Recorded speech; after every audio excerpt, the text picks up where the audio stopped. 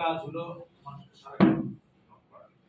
আমি এখানে বসে বসে যে কালকে দেখছেন না একটা বিবৃতি দিচ্ছে যে পুলিশ অ্যাসোসিয়েশন বলছে যে পুলিশদের নাকি বেইজ্জত করতেছে।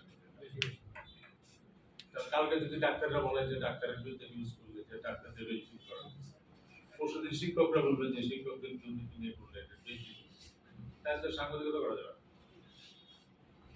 চেয়ারম্যান কালকে সাংবাদিকদের ইন্টারভিউ দেয়নি ডিউ টু মতিউর রহমানের বিরুদ্ধে সাংবাদিকরা লিখছে তাই ওই আমরা ওই যে ফেডারেল সাংবাদিক থেকে স্টেটমেন্ট দিলাম, আমি মাত্র ড্রাফটটা তৈরি করলাম।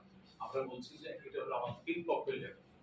এক পক্ষ আমার কাছে তথ্য প্রমাণ আছে, আমার দায়িত্ব হচ্ছে তথ্য প্রমাণ যদি সঠিক থাকে আমি লিখবো, আমি যদি প্রমাণ করতে পারি আমি লিখবো, আমি জানতে তোয়াক্কা করার দরকার।